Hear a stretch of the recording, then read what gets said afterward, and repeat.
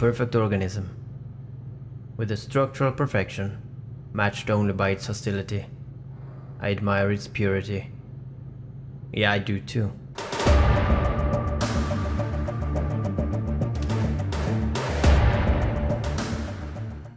A survivor, unclouded by conscience, remorse, or delusions of morality. The magnificent creature was created by H.R. Giger, who passed away in 2014. I usually don't do these videos, but I just felt I had to do this one, so I don't expect any likes, but I thought this through enough now. And if I like what I made, then I'm sure there's people out there who will enjoy this one as well. So this is for you guys. If you want more of this type of videos, then let me know in the comments. Let's start.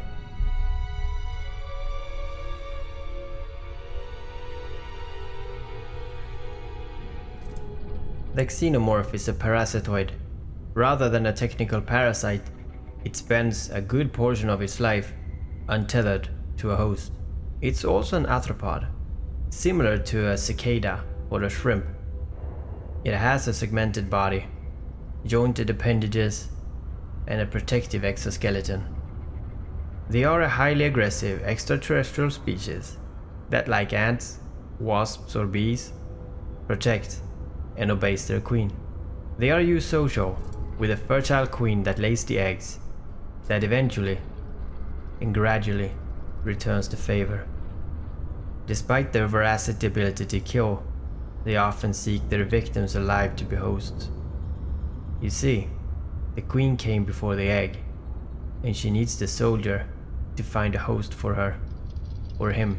We don't really know the gender. The xenomorph drones, or soldiers, can produce a thick, strong resin that they use to build their hives and to cocoon their host with.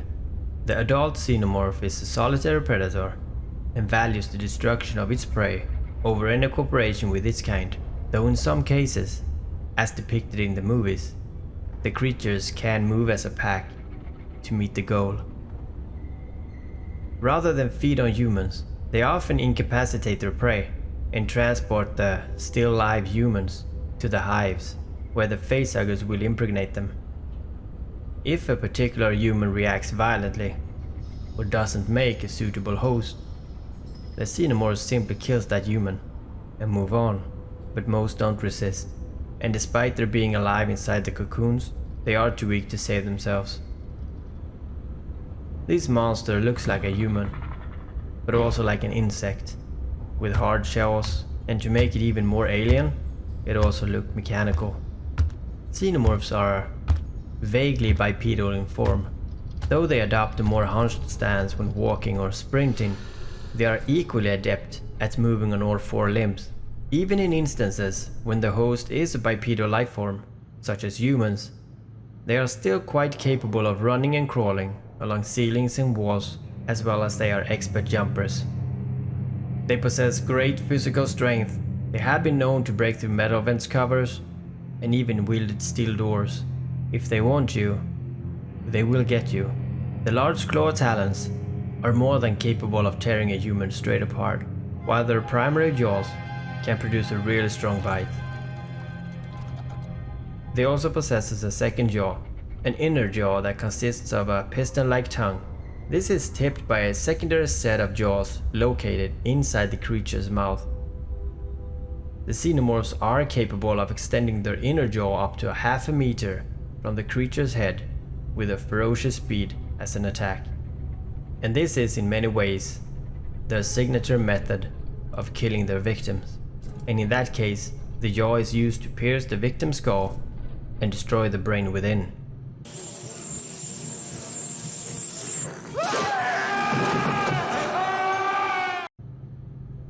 Their bodies are biomechanical in appearance, so seeing it for the first time, it is hard to place what it is. They have been known to camouflage themselves against the surroundings, since their bodies look like they do.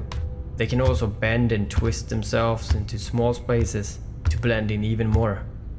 Aside from being affected by temperatures extremes that would kill a human, they are also capable of surviving in space. At least for a while.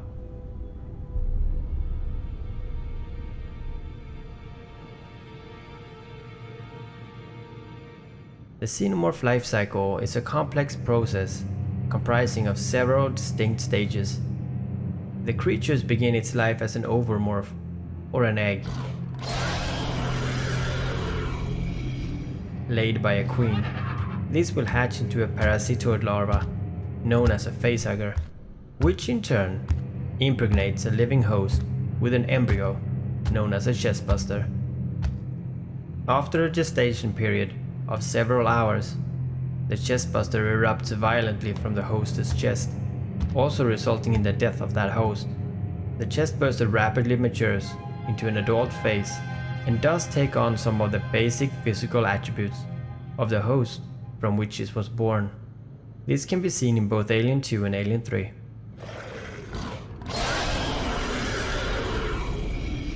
As a full-grown xenomorph, it can start protecting the queen, finding hosts, as well as assisting in building the nest.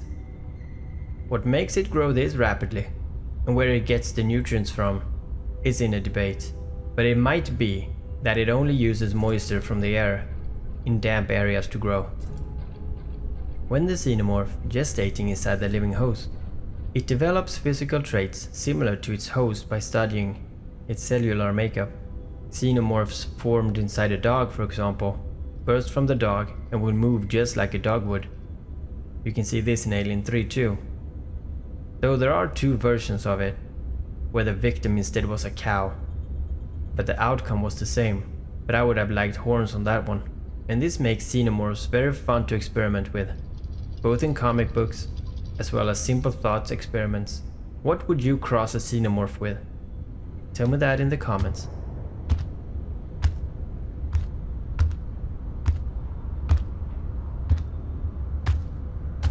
Xenomorphs don't have ears or eyes.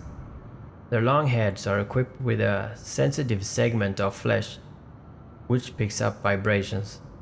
Given the lengthy structure of the head, it would seem that the creature have a wide field of hearing vibrations, or some kind of biological sonar, similar to bats. The creatures are also capable of detecting heat, and therefore, it doesn't rely on sight while hunting. Their visual organs are rudimentary, dark, and protected. They are cold-blooded creatures, so xenomorphs don't give off any body heat, and they typically maintain a temperature similar to their environments. Xenomorph's blood is also highly acidic and yellowish-green in color. It seems to be pressured inside the body so that it spurts out when wounded as a defensive measure, so injuring a xenomorph allow its inner secretions to burn through human flesh and industrial metals. These are well shown in the first movie Alien 1, when Ash is trying to cut the Facehugger to rescue Officer Kane, resulting in the alien blood dripping down to the spaceship floor. We don't really know what the blood is made of, since there has been no canonized confirmation of the molecular structure. The xenomorphs are very aware, almost clever, and exploiting their advantages, not only using its blood as a defense, but also to cut through doors, chains, and floors to escape different situations. They also excel at observational learning and problem solving.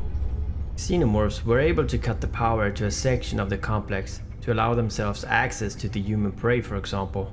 If I'm not mistaken, this was Alien 4. It has been theorized that the intelligence of an individual xenomorph may be influenced by the host, but we don't know that for sure, though Predalien was witnessed tearing a skull from a human corpse as a trophy, matching common behaviors exhibited by the Yachas. Xenomorphs have also demonstrated some emotions, but mostly for self-preservation and protective instinct towards their eggs and the queen. And how xenomorphs communicate amongst themselves is still unclear. It is apparent from their behavior that they possess the ability to do so. While they are able to vocalize a variety of hisses and screeches, high-pitched squeaks in pain, or they regularly hiss while active, but otherwise, they are silent.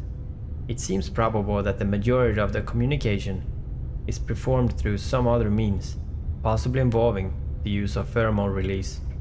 The creatures possess a unique ability to inherit memories genetically, passed down from one generation to another, These memories go far beyond mere base instinct and can include recollections of very specific events. If you want to watch these movies, or watch them again, then I could not be more happy. I've been in love with this creature and the movies since 1985, when I saw it the first time, and I do have some issues here and there regards to movies that has been made after the first one. So if you want to know more about what movies I recommend, or if you want a review, then let me know. There is also a bunch of games that I would recommend if you would want to know my side of them.